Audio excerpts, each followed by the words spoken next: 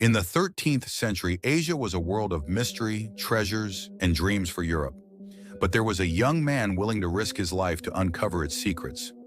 His name was Marco Polo, a simple merchant's son from Venice, yet one of history's first great explorers. He traveled thousands of kilometers, crossing deserts and mountains, and eventually reached the court of Mongol Emperor Kublai Khan. It was more than a journey. It was the first bridge connecting two worlds. Let's take a look at 10 facts about him. Fact 1. The beginning of the explorer. Born in Venice, 1254. In the misty yet vibrant trading city of Venice, a child was born. The sounds of the sea, the whistles of trading ships, and the bustle of merchants arriving from distant lands filled the city, a city that would one day nurture one of the greatest explorers in history. This child's name was Marco Polo. Marco was born into a wealthy merchant family. His father, Niccolo Polo, and his uncle, Maffeo Polo, were traders who traveled to Asia on long journeys. But when Marco was born, they were already away on one of their expeditions. They had traveled through Byzantium and deep into the Mongol Empire, staying there for years. As a result, Marco spent his childhood without his father, never having seen him. Though his mother and other family members cared for him, he grew up with a constant sense of absence and longing. Yet this absence sparked a curious fascination in him.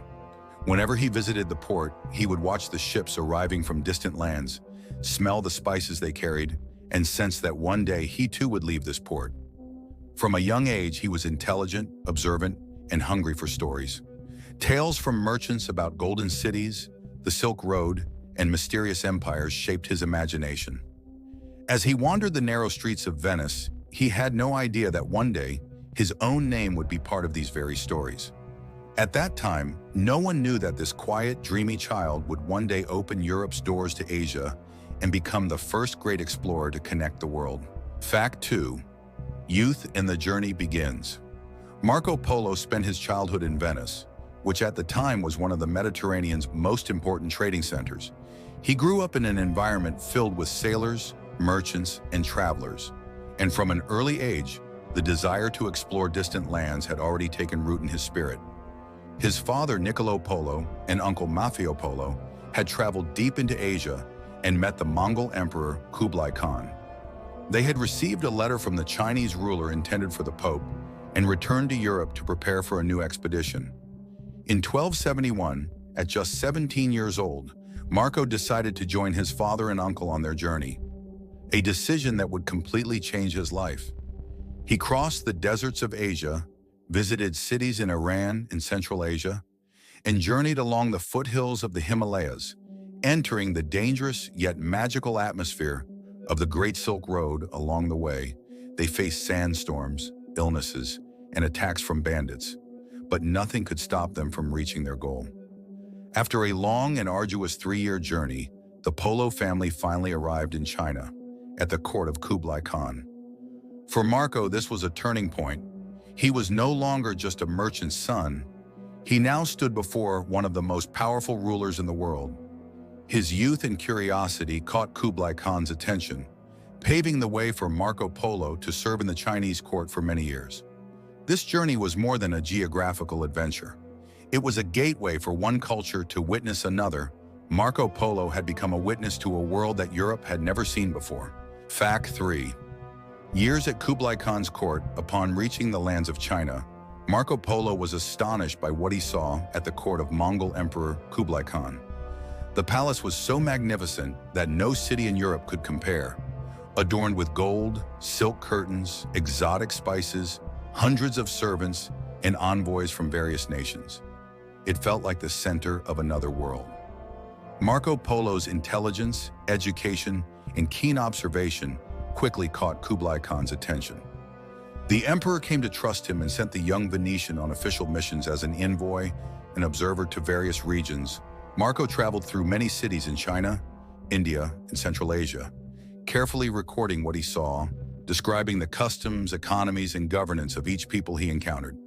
He served Kublai Khan for 17 years. During this time, he was not just an explorer, but also a diplomat, merchant, and researcher. His accounts detailed the palace's justice system, postal network, paper money, enormous cities, and impressive infrastructure. So much so that Europeans later found some of these descriptions hard to believe. During this period, he witnessed the wealth and advanced development of China, realizing how far behind Europe had fallen. His worldview changed. He was no longer merely a Venetian boy, but a witness to the secrets of the wider world. Fact 4. Marco Polo's travels across Asia into distant lands.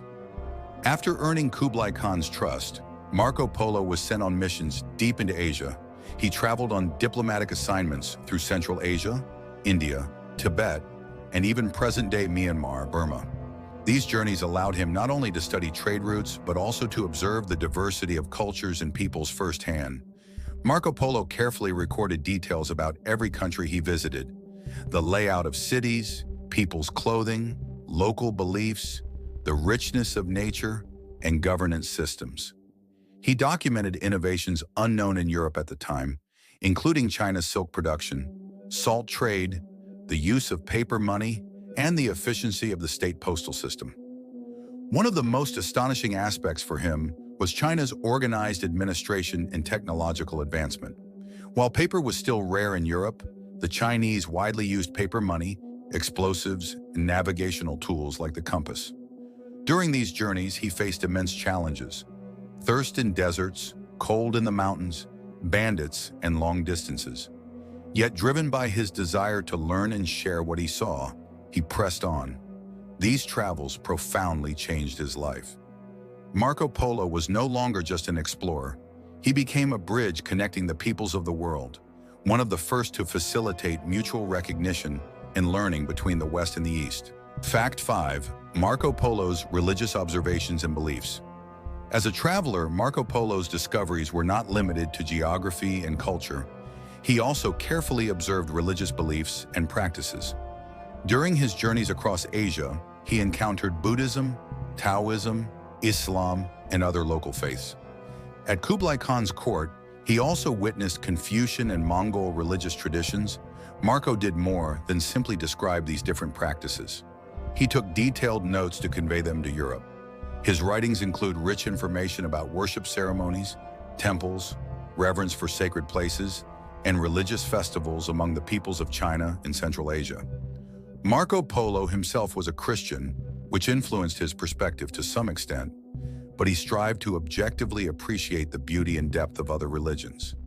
This approach made him not only a traveler, but also an important cross-cultural observer. Upon returning to Europe, his book did not just describe trade routes and cities, it also reflected the diversity of religious beliefs and their impact on daily life. For European readers, this was both informative and enchanting, as they knew very little about the cultural and religious richness of the Far East. Fact 6. The creation of the travels of Marco Polo. In 1295, after returning to Venice, Marco Polo entered a new phase of his life. However, during a war between Venice and Genoa, he was captured and imprisoned. This imprisonment became both a challenge and a historic opportunity for him. While in prison, Marco Polo recounted his adventures to a writer named Rustichello da Pisa. Rustichello organized Marco's stories into a systematic narrative, resulting in the world-famous book Il Milione, also known as The Travels of Marco Polo. The book documented Marco Polo's over 20-year journey through Asia, describing the cities, palaces, peoples, cultures, trade routes, and magnificent empires he encountered. It also provided detailed accounts of Chinese culture, silk production, paper money, postal systems, customs, and religious beliefs.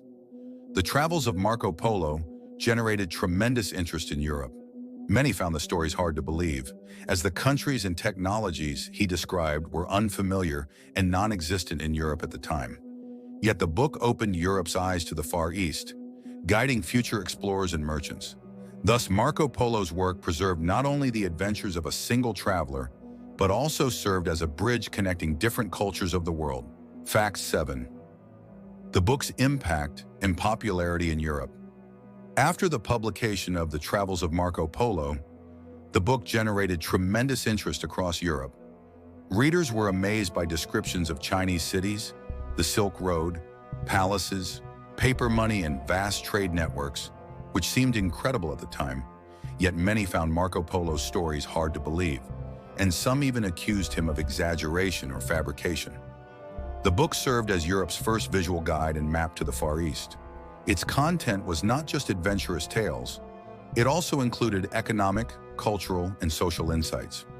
By revealing the origins of silk, spices, gold, and other trade goods, it fueled European interest in commerce and exploration. Additionally, the book became a source of inspiration for future explorers. Figures like Christopher Columbus, Ferdinand Magellan, and other famous travelers studied Marco Polo's accounts when planning their own journeys to the Far East. Thus, Marco Polo's work was more than the story of a single traveler. It became a historical document that transformed Europe's worldview. It informed Europeans about new lands, peoples, and riches, instilling a spirit of exploration. Fact 8. People's skepticism about Marco Polo's stories. After Marco Polo's writings were published in Europe, many found it hard to believe his stories. He did not just describe the magnificent cities and palaces of China and other Far Eastern countries. He also provided detailed information about silk production, paper money, vast postal networks, and various technological inventions. These accounts seemed so incredible to contemporary Europeans that people often wondered, could all this really be true? Some critics accused Marco Polo of lying and fabricating his tales. They even nicknamed his book Milioni, highlighting the many stories and sometimes fantastical elements it contained. However, over time, many of the facts Marco Polo described were proven accurate. His detailed observations of city layouts, trade routes, palace structures, and cultural customs were confirmed by European scholars. For Marco Polo, this was both a challenge and a valuable lesson. Discovering new worlds and innovations is often met with skepticism and doubt, but the truth eventually reveals itself. Fact 9. Inspiration for Christopher Columbus and other explorers. After returning to Europe, Marco Polo's book, The Travels of Marco Polo, amazed readers and became a major source of inspiration for future explorers.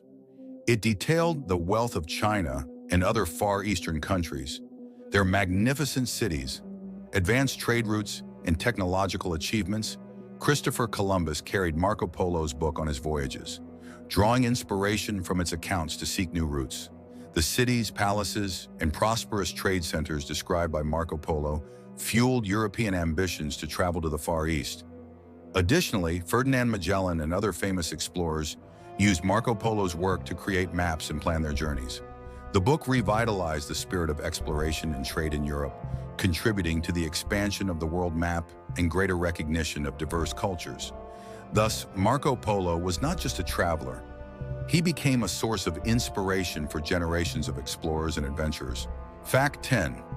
Marco Polo's death and legacy. Marco Polo died in 1324 in his native city of Venice at the age of 70. His life had been extraordinary, marked by decades of travel across thousands of kilometers, from the canals of Venice to the distant lands of China and Central Asia. These journeys allowed him to witness some of the most remarkable civilizations of his time, observe complex trade networks, advanced technologies, and rich cultures that were almost unknown in Europe. Even on his deathbed, Marco Polo reportedly said, "I have not told half of what I saw," highlighting the immense scope of his experiences and the depth of knowledge he had gained. This statement reflects both his humility and the sheer magnitude of the worlds he had explored. Marco Polo's writings, especially the Travels of Marco Polo, Il Milione, became far more than mere travel accounts. They served as a bridge between Europe and Asia, introducing Europeans to the wonders of the Far East, the vast cities of China, imperial palaces, bustling marketplaces, silk production, paper currency, and sophisticated infrastructure. His detailed observations provided an unprecedented look into cultures, religions, governance, and daily life in lands previously unknown to most Europeans. Through his accounts, Marco Polo inspired generations of explorers and adventurers, including famous figures like Christopher Columbus, Ferdinand Magellan, and many others who sought to follow in his footsteps and discover new trade routes. His legacy was not only in the knowledge he shared, but also in the spirit of curiosity, exploration, and intercultural understanding that his life embodied. Marco Polo passed away in 1324, but his legacy and stories continue to live on for centuries. He was not just a traveler, he was a bridge between Europe and the Far East, bringing back tales of distant lands, magnificent cities, grand palaces, and the daily lives of people to a continent that had never seen them. His observations allowed Europeans to imagine lands they had never visited, learn about trade routes, and inspired future explorers like Christopher Columbus and Ferdinand Magellan. Marco Polo's journeys show us that courage, curiosity, and the desire to explore can turn a person into a legend. Every city, every palace, every road lives on in his writings, and his legacy reminds us that the world is an endless adventure, and it's never too late to discover it. If you're fascinated by history, travel, and the journeys of great explorers, subscribe to the channel, hit the bell, and don't miss out on the next incredible story. Like Marco Polo, you too can explore the world.